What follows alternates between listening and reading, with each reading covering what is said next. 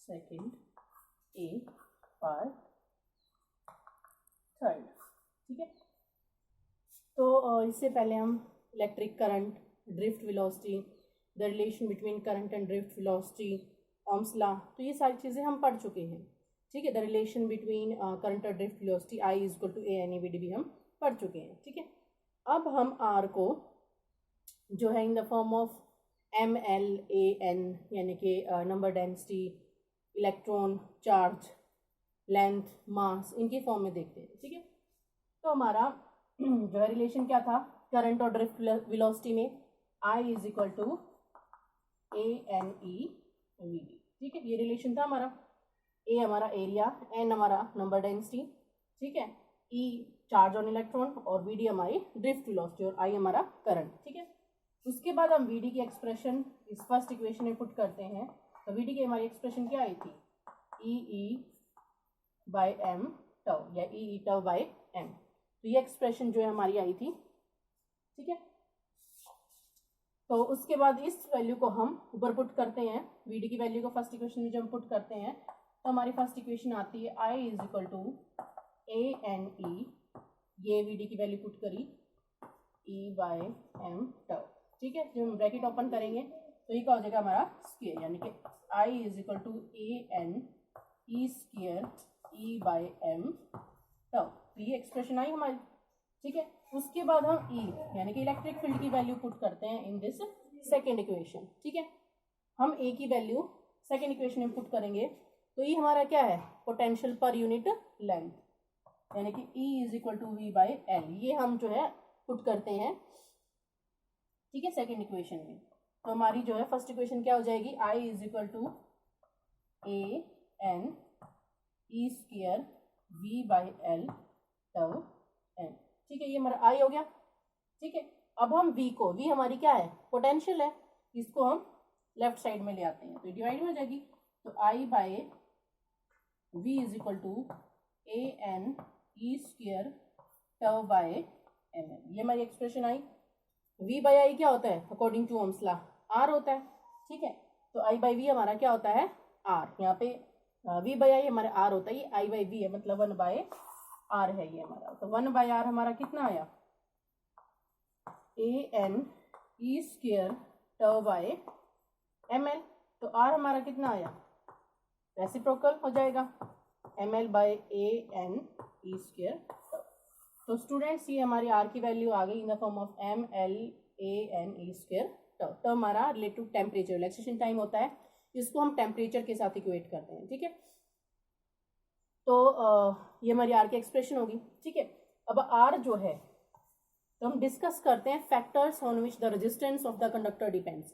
Conductor का resistance, किसी भी कंडक्टर का रेजिस्टेंस जो है वो किन किन फैक्टर्स पे डिपेंड करता है। तो सबसे पहला, it is directly proportional to L. ठीक है, लेंथ के डायरेक्टली प्रोपोर्शनल है। अगर हम लेंथ को बढ़ाते हैं तो किसी भी कंडक्टर का जो रेजिस्टेंस है वो भी बढ़ जाता है, यानी कि इंक्रीज हो जाता है। ठीक है, ये इनवर्सली प्रोपोर्शनल है एरिया के।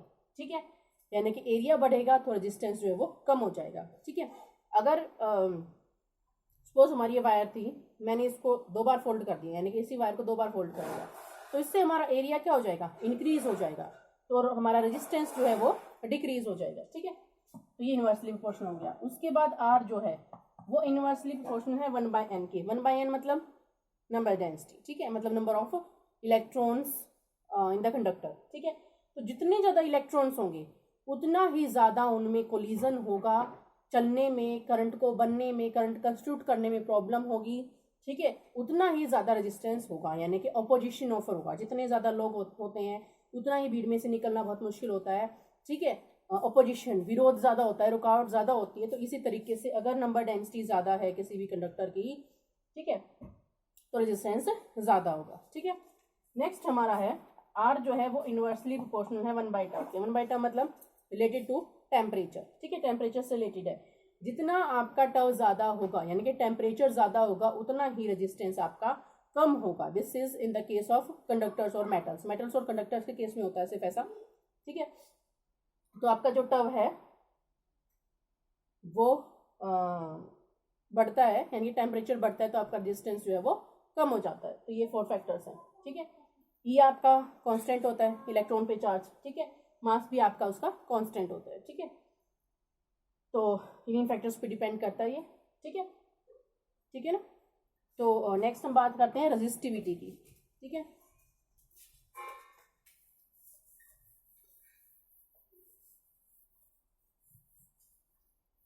तो रेजिस्टिविटी देखते हैं हम।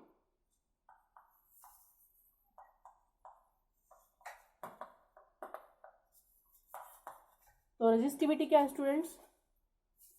होता रेजिस्टेंस ही है, it is a specific resistance. क्या होता है ये? स्पेसिफिक रेजिस्टेंस होता है, ठीक है। कब?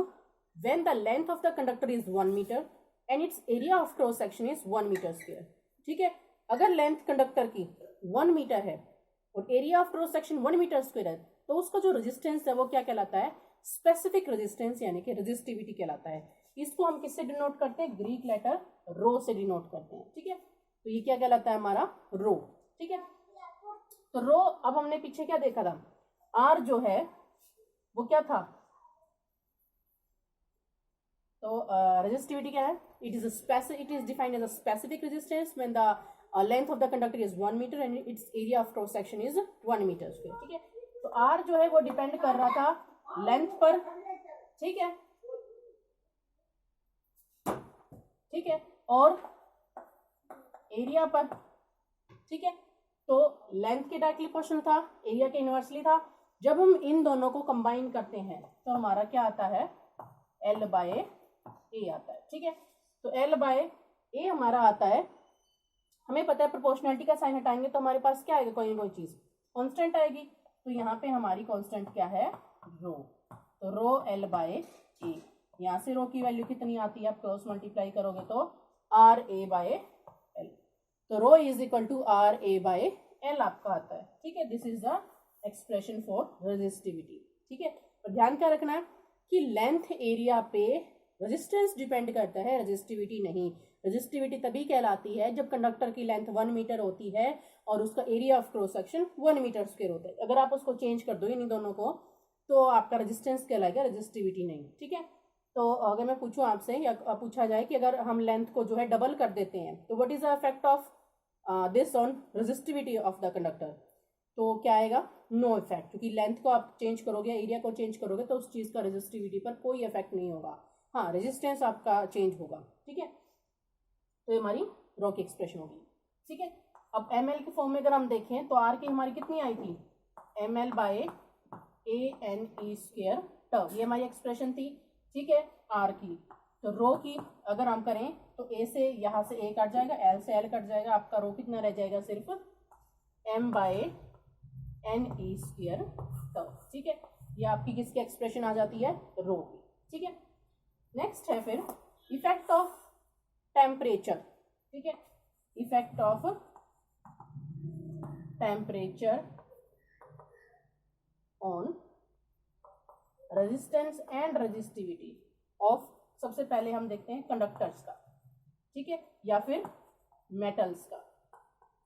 तो उनका क्या इफेक्ट होता है टेम्परेचर का इन पे, रेजिस्टेंस या रेजिस्टिविटी किसी भी कंडक्टर या मेटल की? तो एक एक्सप्रेशन होती है students, R T is equal to R naught 1 plus alpha T, ठीक है। ये अल्फा क्या है? यही हमारा टेम्परेचर कोफिशिएंट है। अगर हम इसकी वैल्यू निकाल लें तो क्या होगा? पहले ब्रैकेट ओपन करते हैं, यानी कि R naught plus R naught alpha T, ठीक है। इसको आप उधर लेके जाओगे, माइनस का हो जाएगा, तो R T minus R naught, उसको यहाँ ले आओगे, R naught into T is equal to alpha. तो ये आ गई आपकी अल्फा की एक्सप्रेशन, मतलब alpha is equal to R T minus R naught into T, यानी कि अल्फा कितना है आपका? Change in temperature, change in resistance, change in resistance by R naught आपका क्या है? ओरिजिनल रेजिस्टेंस, ठीक है। तो original resistance into change in temperature या राइज इन टेम्परेचर, ठीक है। तो यहाँ पे आपका डेल्टा टी, ठीक है, राइज इन टेम्परेचर, यानी कि alpha is equal to change in resistance by original resistance into rise in temperature, ये आपका अल्फा है, ठीक है। और ये जो अल्फा है ये आपका क्या है? टेम्परेचर कोफिशिएंट, ठीक है स्टूडेंट्स। तो अल्फा आपका क्या है? मेटल्स के लिए या कंडक्टर्स के लिए आपका क्या है? अल्फा पॉजिटिव, ठीक है। मेटल्स या कंडक्टर्स के लिए आपका अल्फा क्या आता है, पॉजिटिव। इसका मतलब अगर आप टेम्परेचर को, किसी भी कंडक्टर या मेटल के टेम्परेचर को इंक्रीज करते हो तो आपका रेजिस्टेंस भी इंक्रीज हो जाता है, ठीक है। तो क्यों हो जाता है आपका रेजिस्टेंस इंक्रीज, क्योंकि पहले भी हमने बात की है कि अगर हम टेम्परेचर बढ़ाते हैं तो temperature is directly proportional to the kinetic energy of the atoms यानी इलेक्ट्रॉन्स, ठीक है। तो या पार्टिकल्स कह लो, तो उनकी काइनेटिक एनर्जी के डायरेक्टली प्रोपोर्शनल होता है। तो इलेक्ट्रॉन्स की काइनेटिक एनर्जी बढ़ जाती है। जितनी ज्यादा इलेक्ट्रॉन्स की काइनेटिक एनर्जी होगी उतनी ही फास्टली वो मूव करेंगे। जितनी फास्टली वो मूव करेंगे तो चांसेस ऑफ कोलिजन जो होंगे, फ्रीक्वेंट कोलिजन, वो इंक्रीज हो जाएंगे। वो जो बहुत जल्दी जल्दी कोलिजन करेंगे तो अपोजिशन जो है, विरोध जो है, रुकावट जो है, ऑब्स्ट्रक्शन जो है, वो बढ़ जाएगी और उसी के बढ़ने को हम क्या कहते हैं, रेजिस्टेंस। तो जैसे ही हमने मेटल्स या कंडक्टर्स का टेम्परेचर इंक्रीज किया तो उसका रेजिस्टेंस भी बढ़ जाता है, क्योंकि आर रो के डायरेक्टली प्रोपोर्शनल है, दोनों ही डायरेक्टली प्रोपोर्शनल है। तो इसलिए अगर किसी भी टेम्परेचर बढ़ाने से अगर किसी भी मेटल या कंडक्टर का रेजिस्टेंस बढ़ता है तो उसकी रेजिस्टिविटी भी बढ़ जाती है। तो हम कह सकते हैं कि अगर हम टेम्परेचर बढ़ाते हैं किसी भी मेटल का या कंडक्टर का तो रेजिस्टेंस और रेजिस्टिविटी जो है उसकी वो भी बढ़ जाती है, यानी कि इंक्रीज हो जाती है। तो रेजिस्टेंस भी बढ़ता है उसका और रेजिस्टेंस भी बढ़ जाती है, ठीक है। नेक्स्ट हम देखते हैं सेमीकंडक्टर्स के बारे में, ठीक है। तो सेमीकंडक्टर्स का क्या होता है, ये इंसुलेटर्स के केस में क्या होता है, तो इनके केस में क्या होता है, आपका अल्फा जो है वो नेगेटिव होता है। टेम्परेचर कॉफिशिएंट जो होता है आपका सेमीकंडक्टर्स के केस में और इंसुलेटर्स के केस में वो नेगेटिव होता है, ठीक है, नेगेटिव होता है। तो जैसे ही आपने टेम्परेचर बढ़ाया रेजिस्टेंस क्या हो जाता है, घट जाता है। तो रेजिस्टिविटी भी आपकी घट जाती है, ठीक है। ये 1 मार्क्स में जो है एग्जाम्स में कई बार पूछे जाते हैं, ठीक है, ऑलमोस्ट टाइम ही पूछे जाते हैं एग्जाम्स में, तो ये बहुत इंपॉर्टेंट है 1 मार्क्स, ठीक है।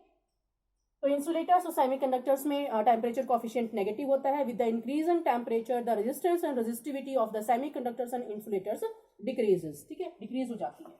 नेक्स्ट है केस एलॉयज का, ठीक है। एलॉयज में क्या होता है, पॉजिटिव तो होता है बट स्मॉल, बिल्कुल कम, ठीक है। पॉजिटिव तो होता है यानी कि टेम्परेचर के साथ रेजिस्टेंस और रेजिस्टिविटी इंक्रीज तो होते हैं लेकिन बहुत कम इंक्रीज होते हैं, ठीक है। इसीलिए जो रेजिस्टेंस, जो वायर्स बनाई जाती हैं वो भी किस चीज़ की बनाई जाती हैं, जो स्टैंडर्ड रेजिस्टेंस की वायर्स बनाई जाती हैं, वायर्स बनाई जाती है किसकी, स्टैंडर्ड रेजिस्टेंस की, ठीक है। तो स्टैंडर्ड रेजिस्टेंस की जो वायर बनाई जाती हैं वो किससे बनाई जाती हैं, एलॉयज से बनाई जाती हैं, ठीक है। जैसे मैंगनीन और कंस्टेंटिन, ये जो है एलॉयज हैं। इन्हें आप जो रेजिस्टेंस वायर्स होती हैं, पोटेंशियोमीटर हो गया, मीटर ब्रिज हो गया, तो उनको बनाने में इनका यूज़ किया जाता है क्योंकि इनका टेम्परेचर कोफिशिएंट पॉजिटिव तो है बट स्मॉल है, इनके बहुत कम चेंज होता है इनमें, ठीक है। तो इसलिए स्टैंडर्ड वायर्स या स्टैंडर्ड रेजिस्टेंस बनाने में इनका यूज़ किया जाता है, ठीक है। और कंडक्टर्स का क्योंकि टेम्परेचर कोफिशिएंट पॉजिटिव है, ठीक है, तो इनका यूज़ जो है वो इलेक्ट्रिकल वायर्स बनाने में यूज़ किया जाता है, ठीक है।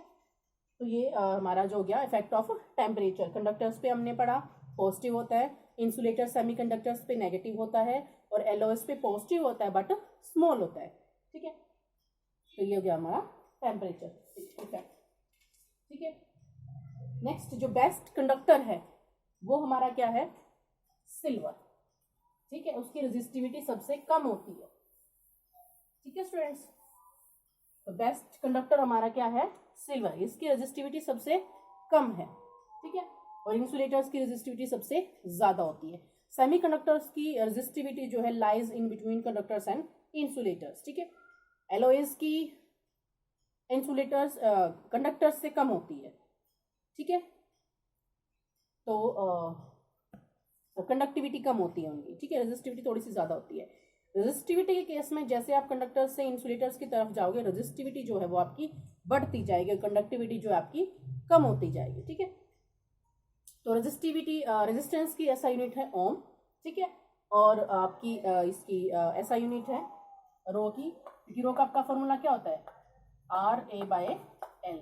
तो R आपका ओम, ये मीटर्स के बाय मीटर, मीटर से मीटर कैंसिल हो जाता है, तो आपकी रेजिस्टिविटी की ऐसा यूनिट क्या आई, ओम मीटर, ठीक है। तो क्या है रेजिस्टिविटी की आपकी ऐसा यूनिट, ओम मीटर, ठीक है, हो गया। नेक्स्ट हम बात करते हैं करंट डेंसिटी। ठीक है, क्या है नेक्स्ट टॉपिक हमारा, करंट डेंसिटी। ठीक है, तो करंट डेंसिटी क्या students, it is defined as the ratio of current to the area. ठीक है, it is denoted by J से इसको डिनोट किया जाता है, तो J is equal to I by A. ठीक है, तो आई की और ए की रेशियो जो है वो क्या है हमारी करंट डेंसिटी। ठीक है, ठीक है, अब इसकी ऐसा यूनिट है आपकी, ये एक वेक्टर क्वांटिटी है, ऐसा यूनिट है आपकी इसकी, करंट की होगी एम्पियर, ठीक है, और एरिया की होगी मीटर स्क्वायर, तो एम्पियर पर मीटर स्क्वायर। ठीक है, ये आपकी करंट डेंसिटी की जो है वो ऐसा यूनिट है। ठीक है, नेक्स्ट हम बात करते हैं कंडक्टेंस। कंडक्टेंस, ठीक है, तो कंडक्टेंस क्या है, it is a reciprocal of resistance. ठीक है, रेसिप्रोकल ऑफ रेजिस्टेंस। ठीक है, तो कंडक्टेंस जो है रेसिप्रोकल है रेजिस्टेंस का। रेजिस्टेंस अगर आपका अपोज करता है करंट को, तो कंडक्टेंस आपका अलो करता है, ठीक है, टू पास द करंट। ठीक है, इसको हम जी से डिनोट करते हैं, जी इज इक्वल टू 1/r। ठीक है, साइमन या ओम इनवर्स जो है वो इसकी ऐसा यूनिट है। ठीक है, ओम इनवर्स या फिर साइमन। ओम इनवर्स को हम और क्या लिख सकते हैं, मो भी लिख सकते हैं, उल्टा। ठीक है, साइमन, ओम इनवर्स और मो जो है इसकी कंडक्टेंस की ऐसा यूनिट है। ठीक है, नेक्स्ट है कंडक्टिविटी। कंडक्टिविटी, तो कंडक्टिविटी क्या है, it is a reciprocal of resistivity. ठीक है, रेसिप्रोकल है किसका, रेजिस्टिविटी का। इसको हम सिग्मा से डिनोट करते हैं, सिग्मा इज इक्वल टू 1/रो। रो की हमारी क्या ऐसा यूनिट थी, ओम, ओम मीटर, तो इसकी क्या आ जाएगी, ओम इनवर्स पर मीटर। ठीक है, या ठीक है, ये आएगी हमारी, क्या आएगी हमारी इसकी, ओम इनवर्स पर मीटर। ठीक है, रेजिस्टिविटी ऑफ कंडक्टेंस, कंडक्टिविटी। ठीक है, हो गया। ओम को आप जो है, ओम इनवर्स को आप मो भी लिख सकते हो। ठीक है, मो पर मीटर या ओम इनवर्स पर मीटर, हो गया ये आपका। ठीक है, नेक्स्ट है relation between current density, conductivity और ई, यानी कि जे, सिग्मा और ई में एक रिलेशन है। ये कई बार एक मार्क्स में पूछ लिया जाता है, तो क्या है, J is equal to sigma E, जहाँ पे जे हमारा क्या है करंट डेंसिटी, सिग्मा हमारा है